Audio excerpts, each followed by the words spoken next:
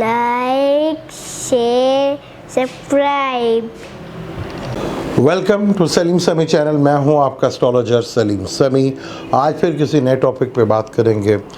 वही वबा जो इस वक्त बहुत तेज़ी के साथ पूरी दुनिया में फैल चुकी है और ख़ास तौर पर हमारे पड़ोसी मुल्क इंडिया में अल्लाह ताला रहम करे। उस वक्त वहाँ पर सूरत हाल काफ़ी हद तक ख़राब है और सिर्फ खुदगर्जी लालच की वजह से, और अगर इलेक्शन ना होते तो डेफिनेट वहाँ पर कुंभ का मेला भी ना होता। एक इलेक्शन इंडियन की मौत की सबब बन रहे हैं। जैसे पहले भी कहा था कि मोदी इंडिया के ऊपर अजाब है और उसकी ताज़ा मिसाल वहाँ पर जिस तेज़ी के साथ कोरोना फैला और कुंभ के मेले में वहाँ पर जो उनके साधु संत थे उनको रोकने की तो ताकत मोदी के पास नहीं थी और एक अपनी भी लालच थी कि इलेक्शंस, और इलेक्शन की वजह से कुंभ का मेला भी हुआ। अगर वहाँ इलेक्शन ना होते तो डेफिनेट कुंभ के मेले में भी इस तरह का मजमा नहीं लगता। ये वबा जो खुदा का अजाब बनती जा रही है क्योंकि बहुत ज़्यादा तकलीफ़ दे है और जिस तरह के हालात तो पाकिस्तान में भी कुछ ज़्यादा अच्छे नहीं हैं। बार बार कहा था चीज़ें बेहतर होंगी और पीछे वेदर जो इस तरह का है कि ठंड सी है और ये भी इस मौसम के लिए, और ये जो मौसम है इस वबा के लिए सूट करता है क्योंकि बैक्टीरिया और वायरस दोनों ऑक्सीजन जो है एक वाहिद हल है जो उसको मारती है और ऑक्सीजन की प्रॉब्लम हर तरफ है। कुछ हमारे पे भी है कि दरख्त जिस तरह तेज़ी से काटे गए और फिर दूसरा कि हमने एसी का इस्तेमाल इतना ज़्यादा शुरू कर दिया अपने आप को सुकून देने के लिए और उसकी गर्म हवा बाहर फेंकते हैं, माहौल को ख़राब करते हैं। कुदरत का कानून है, फिर जब वो चलता है तो फिर इसी तरह अल्लाह की लाठी जो है वो चलती है। पहले मार्स और राहु में जहाँ बहुत से मुल्कों में दहशतगर्दी, लड़ाई झगड़े बढ़ रहे थे, इसराइल में भी अभी वहाँ पर हालात, वहाँ पे भी अवाम बाहर खड़ी हुई है। इंडिया और पाकिस्तान में भी हालात कुछ टेंशन और डिप्रेशंस के हैं। मार्स की 8वीं नज़र पड़ रही है और मरकरी, वीनस, सन, बुर्ज हमल में बैठे हुए हैं। अब यहाँ पर नक्षत्र चेंज कर केतु के नक्षत्र को चेंज कर भरनी के नक्षत्र पर जाएंगे जिसका ताल्लुक जो है वो डिसिप्लिन से है। भरनी का नक्षत्र जो है वो चीज़ें टाइम के ऊपर होना और डिसिप्लिन होना। चीज़ें, ये जो लॉकडाउन भी लग रहा है उसकी वजह यही है कि ज़्यादातर प्लैनेट अब भरनी नक्षत्र के ऊपर जाएंगे जो डिसिप्लिन का कारक है। और यहाँ हालात जिस तेज़ी के साथ जा रहे हैं, हमारी पिछली वीडियो जिस पे मैंने कहा था कि अब फिर भी मई का महीना आने वाला है, ईद भी मई के महीने में ही है और बकौल हमारे एस्ट्रोलॉजर और नजूमियों के मई का महीना फिर इमरान खान साहब की हुकूमत के लिए काफ़ी ख़तरनाक है। पता नहीं वो कौन सा महीना होगा जब वो अच्छा होगा इमरान की हुकूमत के लिए।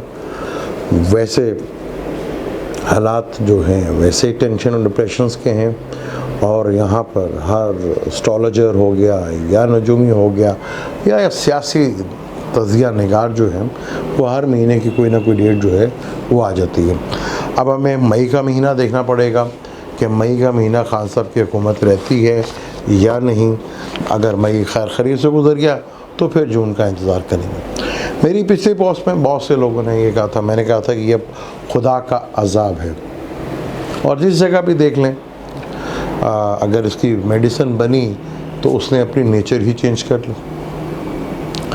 आज भी दुनिया में सबसे बड़ा आदमी का जो किलर है, कातिल है, वो मच्छर ही है। और मच्छर क्योंकि बीमारी की जो है जो से लगती हैं, मलेरिया हो गया और बेशुमार किस्म की बीमारियाँ, अरसों दराज से इसकी मेडिसिन और वैक्सीनेशन बनती चली आ रही हैं, आज तक उसको ख़त्म नहीं कर सके। यानी ताकि क़यामत तक ये मच्छर ही दुनिया का सबसे बड़ा किलर होगा। अब जो मर्ज़ी कर लें, जितनी मर्ज़ी मेडिसिन बना लें, अभी वैक्सीनेशन कर लें कि अभी वैक्सीन आ गई, जैसे वैक्सीन आई उसे नेचर ही चेंज कर ली। पिछले साल इंडिया और पाकिस्तान काफ़ी सेफ थे, अब ये खत्ता जो है काफ़ी डिस्टर्ब हो गया, काफ़ी ज़्यादा डिस्टर्ब हुआ। नया चांद तुलू भी मशरिक़ की तरफ ही हुआ और यहाँ बहुत तेज़ी के साथ चीज़ें जो है पहले हमारे यहाँ थोड़ा सा कुछ सूरत हाल दूसरी ख़राब थी, उसके बाद कोरोना की भी थी। और इंडिया में तो खैर रोज़मर्रा में वहाँ पे दहशतगर्दी भी होती है और अब कोरोना की वैक्सीन, अल्लाह ताला वहाँ पे करम करे। और जो मोदी साहब इंडिया का विकास करना चाहते थे कि जी इंडिया का विकास होगा, इंडिया बदल के रह जाएगा, वो अब आप देख रहे हैं कि लाखों की तादाद में चीज़ें हो रही हैं। अभी मार्स यहाँ पे बैठा हुआ है बुर्ज जमनाई में, फिर उसने कैंसर में जहाँ डायरेक्ट ऑपोजिशन, जिसमें पहले भी कई दफ़ा बता चुका, मार्स सैटर्न की जब ऑपोजिशन होती है तो चीज़ें काफ़ी स्टक और काफ़ी मुश्किलात का बाइस बनती हैं। तो यहाँ सबसे पहले अब मई में सन भी हाउस चेंज कर देगा, मरकरी भी होगा और वीनस भी होगा और सैटर्न रेट्रोग्रेड हो जाएगा 28 मई के बाद। सैटर्न का रेट्रोग्रेड होना, क्योंकि सैटर्न एक वाहिद प्लैनेट है जिसको दुखों का, तकलीफ़ों का प्लैनेट्स कहा जाता है, यानी कि जितने भी हमें दुख ज़िंदगी में मिलते हैं वो सैटर्न उसका सबसे बड़ा कारक माना जाता है। राहु को उसका चेला कहा जाता है जो कि टॉरस में बैठा हुआ है। जब वीनस डिस्टर्ब होता है तो राहु फुल अपना असर दिखाता है और जब 28 मई को सैटर्न रेट्रोग्रेड हो जाएगा और ज़मीन के बहुत करीब हो जाएगा तो इसकी शिद्दत जो है वो काफ़ी हद तक देखने को मिलेगी। तो टेंशन, डिप्रेशन बढ़ती हुई है। लेकिन जुपिटर भी रेट्रोग्रेड हो जाएगा जो सबसे बड़ा खुशियों का कारक है, सुख का कारक है, उसका रेट्रोग्रेड भी होना एक अच्छी चीज़ है। लेकिन एस्ट्रोलॉजी में दो चीज़ें बहुत इम्पोर्टेंट होती हैं। वो सैटर्न तकलीफ़ देने का सबसे बड़ा कारक माना जाता है। 2026, 27, 28 में जुपिटर कम्बस्ट होगा।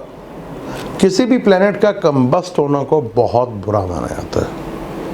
जायचे में कोई प्लैनेट अगर कम्बस्ट हो जाए तो उसको बहुत बुरा माना जाता है।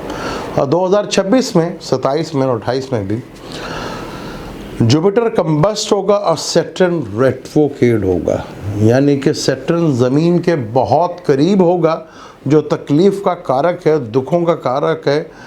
सुनामी जैसी चीज़ें, ज़लज़ले जैसी चीज़ें, अपना दहशतगर्दी जैसी चीज़ें, जंग जैसी चीज़ें, वो उसका प्लैनेट बहुत करीब होगा ज़मीन के।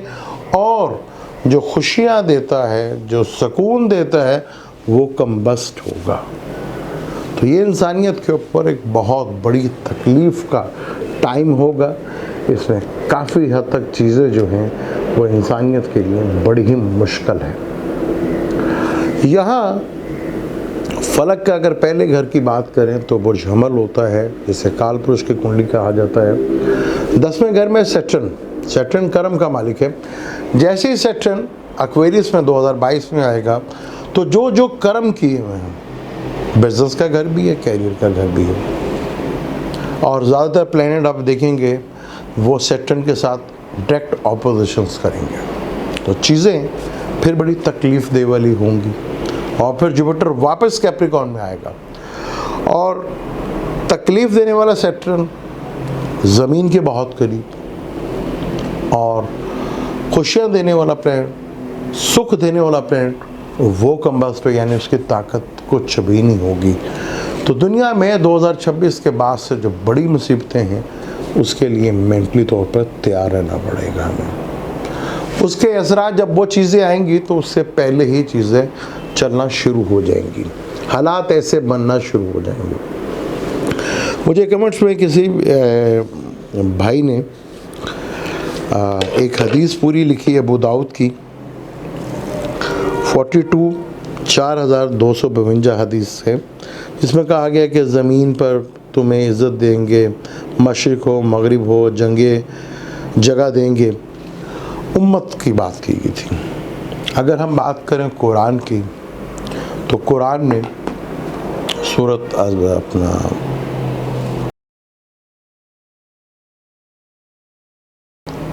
और तुम हमारे बताए हुए रास्ते पे नहीं चलोगे तो हम तुम्हारी जगह किसी दूसरी कौम को लेकर आ जाएंगे। अब हम मुसलमान यहाँ पे रोज़े तो रखते हैं, नमाज़ें तो पढ़ते हैं, हज भी करते हैं, ना होने के बराबर ज़कात भी देते हैं। क्या मेरे प्यारे नबी हज़रत मोहम्मद सल्लल्लाहु अलैहि वसल्लम जो पूरी उम्मत के लिए रहमत बनाकर भेजे गए थे और हमें उम्मत कहा गया था, क्या हम लोगों ने उम्मत होने का हक अदा किया? अगर हमने उम्मत होने का हक अदा नहीं किया तो डेफिनेट अल्लाह ताला किसी दूसरी कौम को लेकर आ जाएगा। उम्मत का जो हक था कि पूरी इंसानियत के लिए भलाई के काम करना, पूरी दुनिया में इंसानियत का भलाई का काम हमारी ड्यूटी थी। हम तो छोड़ दूसरों का क्या ख्याल रखना, हम तो एक दूसरे के गले काटने पे लगे रहते हैं। हमने दुनिया पे क्या रहमत करनी, हमने उम्मत होने का हक अदा ही नहीं किया। और जब हमने उम्मत होने का हक अदा ही नहीं किया तो क्या कौम की तब्दीली के इशारे 2026, जहाँ पे मैंने बताया कि बहुत सी चीज़ें बदलती हुई नज़र आएंगी और उम्मत की तब्दीली के इशारे भी बड़ी तेज़ी के साथ बदलते हुए नज़र आएंगे, क्योंकि उम्मत होने का हक कि दुनिया में रहमत बन जाना, हम तो दुनिया के लिए जहमत बने हुए। अब इसराइल में 5 मुस्लिम मेंबर बन के आए हैं कौमी असम्बली पे, जो इलेक्शन हुए थे 5 वहाँ पर मेंबर जो हैं बने हैं असम्बली के। खुदा न खास्ता अगर वहाँ कभी मुसलमान अक्सरियत में आ गए तो जो फ़लस्तीन को 50 सालों में इसराइल ख़त्म नहीं कर सके, अगर वहाँ अक्सरियत में मुसलमान आ गए तो वो तो 5 दिनों के अंदर ही मुका देंगे फ़लस्तीन को। दुनिया में फ़लस्तीन था या नहीं, ये तो करैक्टर है हमारा। इस बाबरकत महीने में भी हम बड़ी नमाज़ें पढ़ रहे हैं जी, रोज़े रख रहे हैं, सब कुछ कर रहे हैं, तकवा नाम की चीज़ ही नहीं है। और हमारे यहाँ ताजर हज़रात जो बिज़नेस करते हैं इस महीने को अपना सीज़न कहते हैं और फिर कहते हैं कि अल्लाह का अज़ाब हम पर क्यों। दुनिया के किसी कोने में भी चले जाएं, अगर कोई रगड़ा जा रहा है तो मुसलमान ही है, फिर भी समझ नहीं आ रही, फिर रहमतें ढूंढ रहे हैं। वो कहाँ से मिलेंगी रहमतें भाई? जो अल्लाह के बनाए हुए कानून पे चलता है, चाहे वो कोई भी हो, अल्लाह ताला अपना कानून पे बनाए हुए पे जो भी चलेगा उसको मिलेगा। तो आगे जो स्टार कंडीशंस है, मार्स ने आना है जब सैटर्न के साथ ऑपोजिशन होनी है तो सबसे पहले मार्स ने ही आगे आना है, फिर आहिस्ता आहिस्ता सारे, पहले सपा-सलार, फिर रानी, फिर जनता, फिर राजा साहब आएंगे। तो यानी कि आने वाले टाइम भी मुश्किलात के हैं। यहाँ कर्म का घर यानी कि अमाल का घर, अमल, सैटर्न भी अमल का ही है। सैटर्न डिसिप्लिन का कारक भी है। अगर आज भी अगर हम अपने आप को डिसिप्लिन में लेकर आते हैं और चीज़ों को कंट्रोल करते हैं, हमारे यहाँ बड़ा क्रिटिसाइज़ किया जाता है इमरान खान को। मैं ख्याल जिस लेवल के ऊपर इन चीज़ों जिस पे दुनिया, डेनमार्क और दूसरी चीज़ें लोग करते थे, हॉलैंड वगैरह या फ्रांस जैसे, फ्रांस के तो वैसे बुरे हालात हैं और वो और थोड़े दिनों की बात है कि आप फ्रांस के जो हालात देखेंगे, वो अल्लाह की लाठी उधर बड़े आराम से चलेगी और वो अल्लाह की लाठी बड़ी बेआवाज़ है। जिस तरह पूरी दुनिया में ये चीज़ को कि प्यारे नबी हज़रत मोहम्मद सल्लल्लाहु अलैहि वसल्लम की गुस्ताखी करना या कुरान पाक की करना कितनी तकलीफ़ देता है मुसलमानों को। जिस तरह मैसेज इमरान ने पहुँचाया, कोई एक लीडर मुझे दिखा दें दुनिया का बकौल इमरान के कि जी पूरे 50 मुल्कों को ख़त लिखे, किसी का जवाब नहीं। हाँ, आप सुनने में ये ज़रूर है कि ईरान और पाकिस्तान मिलकर ये चीज़ कर रहे हैं। इससे बेहतर तरीक़ाकार और कोई नहीं था। हॉलोकॉस्ट की बात की भी की थी आज दुनिया में हॉलोकॉस्ट की कोई बात नहीं कर सकता, क्योंकि उन्होंने अपने आप को इतना का स्ट्रॉन्ग किया, इतना का ताकतवर कर दिया। चंद मुट्ठी भर, अगर दुनिया की तादाद में देखें तो दुनिया के चंद मुट्ठी भर वो हैं, और उन्होंने पूरी दुनिया पे कंट्रोल किया। फिर ऐसा कंट्रोल किया जो वो कहते दुनिया करती है। फिर क्या हम इस काबिल हैं कोई हमारी बात माने? हम तो दुनिया के किसी बड़े फैसले में शामिल नहीं होते। तो आगे वाली स्टार कंडीशंस बहुत टफ है, चीज़ें बहुत तेज़ी के साथ बदलने जा रही हैं। यहाँ सैटर्न जो कर्म के घर में बैठा हुआ है, 11वां घर, जो कर्म करते हैं, अच्छा करेंगे तो अच्छा रिजल्ट मिलेगा, बुरा करेंगे तो बुरा रिजल्ट मिलेगा। ये सूरत हाल है। आगे चीज़ें बहुत टफ है। यहाँ हमें एक दूसरे के साथ जुड़ना पड़ेगा। यहाँ हमारे यहाँ एक मौलवी के कहने पर दुकानें तो बंद कर देते हैं, लेकिन अल्लाह के मेरे प्यारे नबी हज़रत मोहम्मद सल्लल्लाहु अलैहि वसल्लम के कहने के ऊपर झूठ बोलना, फ़रेब देना, नाप तोल में कमी करना, चीज़ों में मिलावट करना, इसके ऊपर कोई तवज्जो नहीं।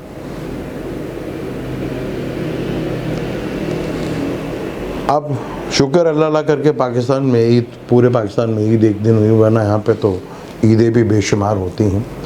आगे आने वाली सूरत हाल खान साहब के लिए टफ ज़रूर है, लेकिन ये कंडीशन ऐसी है कि यहाँ सख्त फैसले कर गए तो चीज़ें बहुत ज़्यादा हद तक बेहतर होंगी। क्योंकि सन जब राहों में आएगा तो गवर्नमेंट के कुछ वज़ीरों के लिए बड़ी ही तकलीफ़ दह चीज़ होगी, और सैटर्न जब रेट्रोग्रेड होगा, दुख का कारब ज़्यादा करीब होगा, तो चीज़ें काफ़ी तकलीफ दह होंगी।